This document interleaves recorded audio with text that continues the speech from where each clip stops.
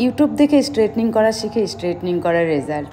নিজের হেয়ারে মানুষ এত রিস্ক কি করে নিতে পারে? কালকে আমাকে হেয়ারের ফটো পাঠানো হয়। ফটোতে তেমন বোঝা যাচ্ছিল না যে হেয়ারটা আসলে কিসের প্রবলেম। মনে হচ্ছিল হালকা রাব বা জট, হালকা কিছু। কিন্তু আজকে যখন ও পার্লারে আসে আমাকে হেয়ারটা দেখাতে, পুরো মানে যেটা হয় যে আমরা বলি শিব ঠাকুরের জট, এক কথা মানে কিছুটা কিছুটা চুল সেম ওই রকম, পুরো একদম গিট লেগে পুরো জটা লেগে। একদিন থেকেই নাকি ওর চুলটা ড্যামেজ হয়ে গিয়েছিল, কিন্তু জট লেগেছে দুদিনে এত। আমি জানি না এই হেয়ারটা যদি আর কিছুদিন রাখলে ওর কি অবস্থা হবে। আজ আমার পার্লারে খুব চাপ ছিল, আমার কোনো ভাবেই সম্ভব ছিল না যে আমি একটা কোনো ট্রিটমেন্ট করাই হেয়ারের উপরে। ওইটুকু টাইম আমার কাছে একদম। ওর দুদিনে এতটা চুলের প্রবলেম শুনে আর ওর চোখের জল দেখে সত্যি আমি ওর হেয়ারটাকে নিতে বাধ্য। আমাকে বলেছিল যে, আমি বললাম চুলটা কেটে দাও, ও বললো না দিদি প্লিজ আমাকে চুলটা কাটতে বলো না। ও পুরো কান্না করছিল যে চুলটা আমার কেটো না। এটা শোনার পর আমার মনে হলো যে ভালো জিনিসকে তো ভালো করাই যায়, চলো যদি এত প্রবলেমটাকে আমি সলভ করতে পারি তাহলে। আমি সুপ্রিয়া আর অর্পিতা তিনজনে মিলে তারপরে শুরু করি হেয়ারটাকে প্রথমে খোলার কাজ।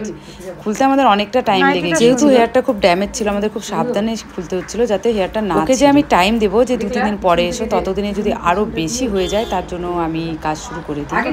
এরপর ওর মুখে শুনে মানে কাজ করতে করতে ওর মুখে আমি কি করে হয়েছে এটা শুনে সত্যি আমার পায়ের নিচে আর মাটি ছিল না। আমি ভাবি কি করে এটা পারে মানুষ, মানে নিজের হেয়ারে। বাজার থেকে ক্রিম কিনে এনে বাড়িতে করছিলাম। ক্রিমটা ও যেভাবে যেটা বললো আমি যতটুকু বুঝলাম, ও গত বছর স্ট্রেটনিং করিয়েছে, তো একটা অল্প রিগ্রোথ হয়েছে। ও কি করেছে এই বছর বাতাসি থেকে কোনো এক দোকান থেকে ও অর্ডার করে লরিয়ালের প্রোডাক্ট কিনে বাড়িতে। ওর যে নিচের চুলটা স্ট্রেটনিং ছিল প্রথমবার, উপরে একটা ভার্জিন ছিল, পুরোটা সেম প্রসেসিং 40 মিনিটস রেখে ওয়াশ করে ও স্ট্রেটনিং করেছে। নেক্সট নিউট্রিলাইজার আবার 30 মিনিট। যখন স্ট্রেটনিং ক্রিমটা ধুয়েছে তখন নাকি ওর পুরো চুল ফ্রিজি হয়ে গিয়েছিল, একদম যেমন আগুন ধরে গেলে ওরকম হয় ওটা হয়ে গেছিল।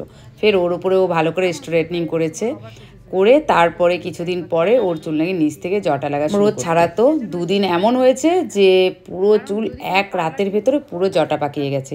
3 দিন গতকাল আমার কাছে আসতে চেয়েছে, আসতে পারেনি, আজকে আরও বেড়ে গেছে। আজকে তাড়াতাড়ি করে তার জন্য আমার কাছে এসছে। তো জানি না আর কিছুদিন রাখলে ওর চুলের অবস্থাটা কি হতো, কিন্তু যখন আমার কাছে আসলো আমাকে বলতে লাগে নেই, ক্লায়েন্ট নিজে বললো যে দিদি আমার চুলটা পুরো পাপড় ভাজা হয়ে গেছে। আমি জানি না কোন লাস্ট স্টেজ মানে চুল ড্যামেজ হয়েছে, ওর থেকে ড্যামেজ আমি আজ পর্যন্ত এরকম ড্যামেজ দেখিনি। আমি যতদিন থেকে আমি অনেকবার বলেছিলাম নিচে তোমার হেয়ারটা অনেকটা লং আছে, তুমি নিচে একটু কাটো, ও কাটবেই না। যাই হোক ওই হেয়ারটার উপরেই আমরা কাজ করেছি, তারপরে রেজাল্ট যেমন ক্লায়েন্ট বলেছিল আমি যেন একটু হেয়ার না কেটে করি, তেমন আমি একটুও কেচি ধরেছিলাম না। এখন আমি ধরবো, যেটুকু না কাটলেই না ওইটুকু আমি কেটে, দেখো ফাইনাল রেজাল্ট।